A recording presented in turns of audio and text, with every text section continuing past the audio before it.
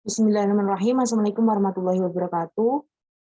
Di sini saya akan mempresentasikan mengenai tugas besar mata kuliah AMDAL dengan dosen pengampu Ibu Fatul Mahmudah MSI tentang analisis mengenai dampak lingkungan atau AMDAL pada pembangunan pabrik kertas atau PUP yang disusun oleh saya sendiri, Fitra Amanda, dengan NIM 200603110039. Baik, yang pertama di sini ada latar belakang. Adapun latar belakang dari analisis mengenai dampak lingkungan pada pembangunan pabrik kertas atau PUP itu yaitu seiring dengan majunya perkembangan zaman dan semakin bertambahnya jumlah penduduk, maka tingkat kebutuhan masyarakat juga akan bertambah. Salah satu kebutuhan sehari-hari yang sering diminta oleh masyarakat adalah kertas. Kertas diperlukan tidak hanya sebagai alat tulis, tidak hanya sebagai alat tulis ataupun buku, atau biasa digunakan untuk majalah ataupun koran, tapi kertas juga biasa digunakan untuk bahan peralatan sehari-hari seperti tisu, pembungkus makanan, pembungkus minuman, dan lain sebagainya. Hal ini yang menyebabkan adanya peningkatan kebutuhan masyarakat terhadap kertas sehingga mendorong kegiatan industri pulp pada kertas untuk melakukan produksi guna memenuhi kebutuhan kertas dari masyarakat. Pada tahun 2022, industri pulp Indonesia menempati peringkat ke-8 di dunia dan ke-3 di Asia. Sementara untuk industri kertasnya menempati peringkat ke-6 di ke-6 di dunia dan ke-4 di Asia setelah Cina, Jepang, dan India. Banyak permintaan pada produksi dan konsumsi pulp ataupun kertas mendorong semakin banyaknya pendirian industri kertas itu sendiri. Pendirian industri kertas dapat meningkatkan pertumbuhan pendapatan dan juga perekonomian negara. Namun, dengan pendirian industri pulp ataupun kertas ternyata tidak hanya membawa keuntungan secara finansial saja, tapi juga membawa dampak negatif, yaitu berupa limbah-limbah industri yang memiliki bahaya yang banyak pada lingkungan dan juga makhluk hidup. Limbah industri pulp dan kertas ini biasanya berupa limbah gas, cair, ataupun padatan. Limbah tersebut secara langsung akan berdampak negatif terhadap makhluk hidup, terutama manusia jika tidak diolah dengan baik. Salah satu upaya yang dapat dilakukan untuk meminimalisir dampak negatif yang timbul dari suatu kegiatan industri kertas, maka dilakukan penyusunan kajian kelayakan lingkungan berupa AMDAL atau analisis mengenai dampak lingkungan ataupun UPL atau UPLH. Selanjutnya yaitu tujuan dari pembangunan pabrik kertas, studi AMDAL pada pembangunan pabrik kertas, yaitu yang pertama adalah mengetahui dan menganalisis dampak lingkungan yang ditimbulkan akibat pembangunan industri ataupun pabrik kertas itu sendiri.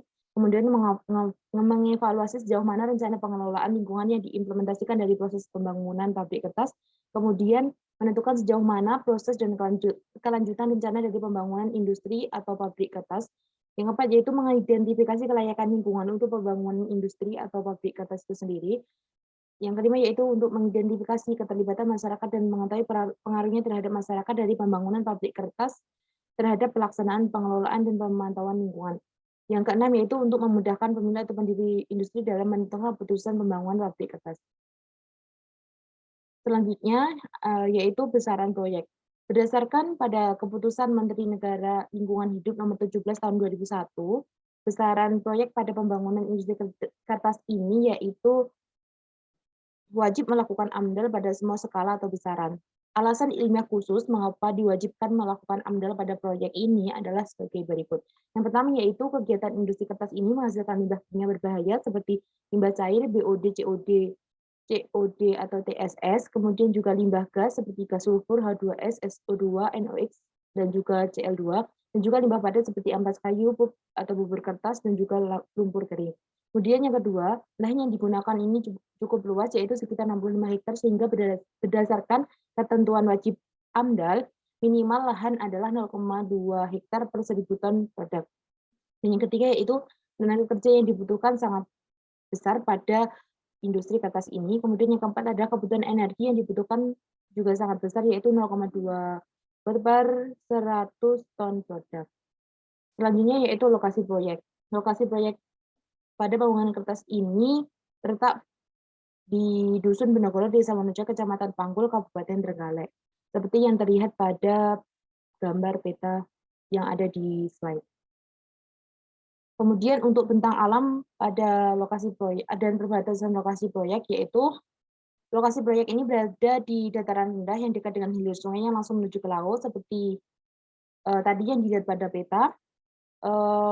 Lokasi proyek ini juga berdekatan dengan pantai Taman Gili-Gili yang digunakan untuk kegiatan konservasi penyu dan juga dekat dengan tambak.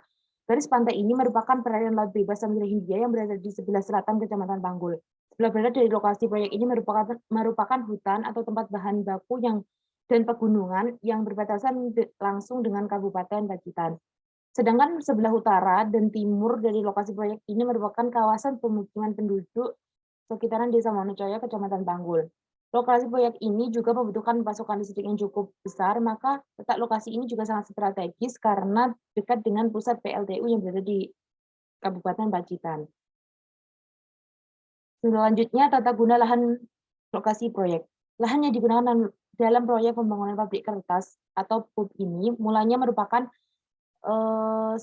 didominasi oleh lahan persawahan dan juga perkebunan. Sebagian kecil lahan tambak yang dekat dengan konservasi penyu dan beberapa lahan kosong yang dekat dengan pemukiman penduduk. Perubahan tata guna lahan ini sangat mempengaruhi pola mata pencarian penduduk setempat. Adanya peranan fungsi pada lahan menjadi lokasi proyek dapat mempengaruhi masyarakat dalam mata pencariannya, sehingga perlu dilakukan analisa yang kuat dan juga analisa yang tepat untuk mengatasi hal ini sehingga diwajibkan amdal. Kemudian untuk kondisi iklimnya, pada dasarnya wilayah Indonesia adalah beriklim tropis dengan kondisi pola cuaca yaitu cuaca panas dan juga penghujan. Daerah lokasi proyek ini juga memiliki iklim yang sama yaitu iklim tropis dengan 2 musim, kemarau dan juga penghujan. Kondisi angin lokasi ini cukup kuat karena berada di wilayah pesisir pantai yang berbatasan dengan laut bebas di Samudra Hindia. Kemudian diagram alir pada proses pembuatan pabrik kertas atau PUP. Yang pertama yaitu tahap prakonstruksi, yang kedua yaitu tahap konstruksi, dan yang ketiga adalah tahap operasi. Pada tahap prakonstruksi, di sini ada beberapa kegiatan seperti yang pertama yaitu survei dan investigasi yang akan menimbulkan terjadinya spekulasi masyarakat yang akan menimbulkan keresahan dan juga nantinya karena banyaknya kelebihan dari lokasi proyek tersebut, maka harga tanahnya pun akan menjadi mahal. Kemudian yang kedua adalah sosialisasi dan publikasi. Ini melibatkan komunikasi sosial dan juga kontribusi masyarakat. Kemudian nanti juga akan melalui proses perizinan. Dan dari sosialisasi dan publikasi di sini tidak hanya dampak positif, tapi juga akan ada keresahan dari masyarakat itu sendiri yang akan merubah persepsi dan juga sikap masyarakat untuk mendukung adanya proyek ini ataupun menentang adanya proyek ini. Kemudian yang ketiga yaitu pembebasan lahan. Pada pembebasan lahan di sini ada yang pertama ada kegiatan alih fungsi lahan dan juga perubahan pola konsumerisme dari pemilik lahan.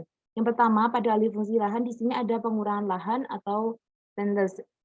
Di sini lahan yang akan berkurang yaitu lahan pertanian dan juga perkebunan, lahan kedua lahan tambak dan juga lahan konservasi penyu. Kemudian yang ketiga yaitu lahan pemukiman dan juga adanya perubahan mata pencarian dari masyarakat setempat yang akan mengakibatkan penurunan pendapatan dan juga peningkatan pengangguran dan akan mendorong terjadinya peningkatan kriminalitas yang menyebabkan keresahan masyarakat itu sendiri. Kemudian dari keresahan masyarakat yang timbul akan timbul perubahan persepsi dan juga sikap masyarakat baik persepsi positif ataupun negatif.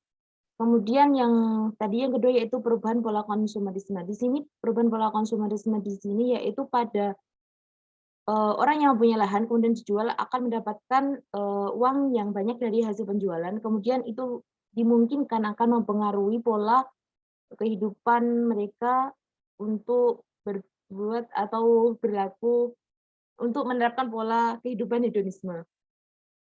Selanjutnya yaitu tahap konstruksi. Pada tahap konstruksi di sini yang pertama ada rekrutmen tenaga kerja. Pada rekrutmen tenaga kerja ini akan membuka peluang pekerjaan dan juga peluang usaha. Pada peluang pekerjaan di sini akan meningkatkan pendapatan masyarakat setempat dan juga dari peningkatan pendapatan di sini akan meningkatkan kesejahteraan sosialnya. Kemudian untuk peluang usaha di sini sama ketika didirikan satu proyek, maka ada pekerja dari luar yang akan membutuhkan tempat tinggal dan juga peralatan kebutuhan sehari-hari, maka peluang usaha di sini bisa diambil untuk meningkatkan pendapatan yang akan menciptakan kesejahteraan sosial itu sendiri. Nah, dari dampak positif ini kemudian akan merubah persepsi masyarakat dan juga sikap masyarakat untuk mendukung ataupun menentang pembangunan dari proyek ini. Kemudian yang kedua yaitu ada persiapan lahan. Pada persiapan lahan, yang pertama yang dilakukan yaitu pembebasan lahan dan yang kedua adalah penataan tanah. Pada pembebasan lahan di sini ada alih fungsi lahan. Kemudian dari alih fungsi lahan nanti habitat flora dan fauna akan hilang dan juga akan terjadi perubahan ekosistem. Dimungkinkan juga ekosistemnya akan mengalami kerusakan. Kemudian pada penataan tanah di sini ada akan terjadi perubahan bentuk muka tanah, kemudian akan terjadi pemadatan pada struktur tanah, kemudian dari hal tersebut akan menyebabkan penurunan kualitas tanah yang bisa menyebabkan terjadinya bencana alam seperti banjir.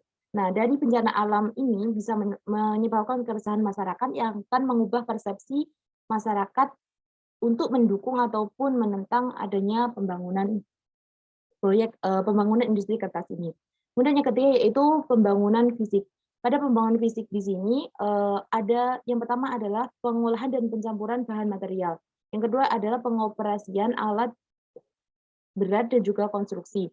Pada pengolahan dan pencampuran bahan material di sini akan menyebabkan peningkatan kebisingan dan juga getaran pada tanah. Nah, di sini nanti akan menyebabkan terjadinya keresahan masyarakat yang dimungkinkan mengubah persepsi dan juga sikap dari masyarakat itu sendiri.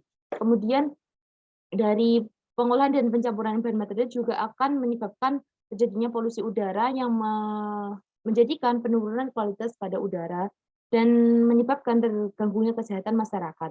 Nah, dari sini juga akan menimbulkan keresahan masyarakat yang akan mendorong terjadinya perubahan persepsi dan juga sikap masyarakat pada dukungan ataupun pertentangannya dalam pembangunan proyek ini. Nah, pada aktivitas pengoperasian alat berat dan juga konstruksi di sini dimungkinkan akan terjadinya kecelakaan pada pekerja, kemudian juga akan sama peningkatan getaran pada tanah. Nah, di sini juga akan menimbulkan keresahan pada masyarakat. Selanjutnya, yang keempat yaitu pada tahap konstruksi ada mobilitas material bangunan, alat-alat berat dan juga tenaga kerja. Nah, akibat dari mobilitas yang terjadi pada industri ini nanti akan menyebabkan jalan rusak, kemudian dari jalan rusak ini akan meningkatkan terjadinya kecelakaan yang kemudian akan menimbulkan keresahan masyarakat. Kemudian yang kedua yaitu terjadinya kemacetan lalu lintas yang akan menyebabkan perlambatan mobilitas, kemudian akan meningkatkan kebisingan dan juga gangguan pada biota darat. Nah, di sini juga akan meningkatkan terjadinya keresahan masyarakat. Dan yang ketiga yaitu dari aktivitas mobilitas ini akan meningkatkan terjadinya polusi udara yang akan menurunkan kualitas dari udara itu sendiri sehingga terganggunya kesehatan masyarakat. Kemudian yang keempat yaitu dari mobilitas ini juga ada dampak positifnya yaitu kesempatan kerja pada tenaga kerja yaitu berupa tenaga kerja sopir. Dengan adanya kesempatan kerja tenaga sopir, di sini akan meningkatkan pendapatan, kemudian akan terjadi kesejahteraan sosial yang dapat mengubah persepsi masyarakat pada untuk mendukung ataupun menentang pembangunan dari industri atau pabrik kertas ini. Selanjutnya yang ketiga atau yang terakhir ada tahap operasi. Pada tahap operasi di sini ada beberapa aktivitas atau kegiatan yang dilakukan seperti rekrutmen tenaga kerja. Pada rekrutmen tenaga kerja di sini, yang pertama dampak yang ditimbulkan yaitu akan mengurangi tingkat pengangguran. Yang kedua adalah meningkatkan pendapatan masyarakat tempat, kemudian akan menciptakan peluang usaha untuk ekonomi sekitar industri, kemudian juga akan dari peningkatan pendapatan, pengurangan tingkat pengangguran dan juga peluang usaha, di sini akan meningkatkan ekonomi sekitar dan juga terjadinya kesejahteraan sosial. Yang di sini nantinya akan merubah persepsi masyarakat untuk mendukung ataupun menentang pembangunan proyek ini. Kemudian yang kedua ada proses pengolahan dan juga produksi.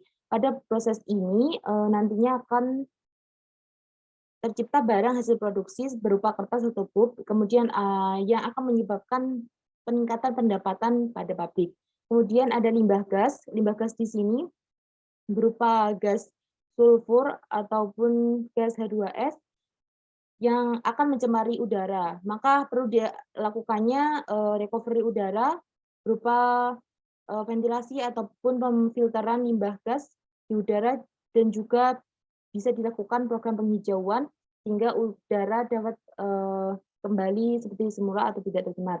Kemudian pada limbah padat di sini seperti ampas kayu bisa dilakukan, ataupun sisa-sisa potongan kayu bisa dilakukan kegiatan 4R, yaitu reduce, reuse, recycle, kemudian dan juga recovery, yang nantinya jika bisa didaur ulang ataupun bisa digunakan kembali dapat meningkatkan pendapatan pada pabrik itu sendiri.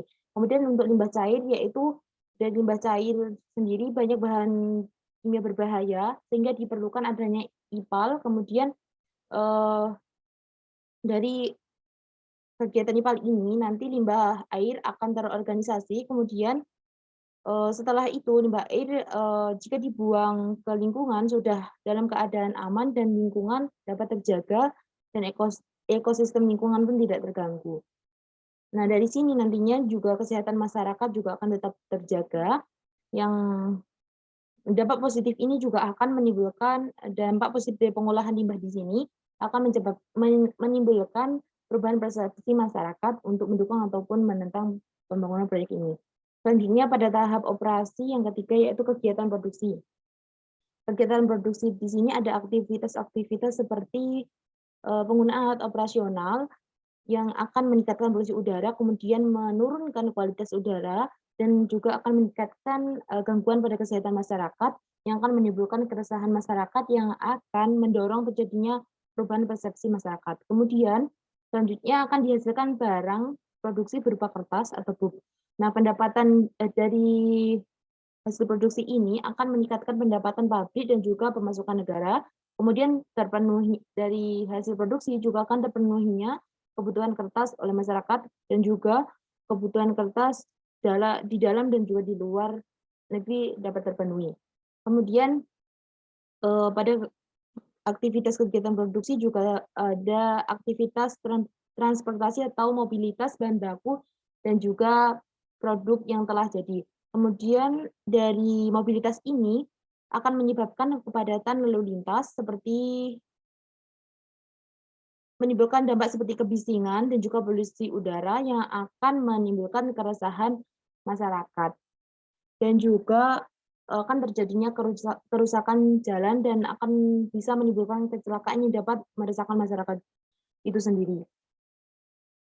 Selanjutnya yang keempat yaitu pengoperasian listrik tenaga diesel. Nah, pada pabrik ini akan membutuhkan seperti yang disebutkan sebelumnya, membutuhkan tenaga listrik yang cukup besar sehingga kebutuhan listrik itu harus terpenuhi. Dari kebutuhan listrik yang harus terpenuhi dari tenaga diesel ini akan tercipta kebisingan dan menimbulkan keresahan masyarakat. Kemudian yang terakhir yaitu pengolahan limbah. Pada pengolahan limbah di sini setelah diolah limbah akan jadi terorganisir, kemudian kelestarian lingkungan akan tetap terjaga karena limbah yang dibuang ke lingkungan sudah dalam keadaan aman dan tidak mencemari lingkungan.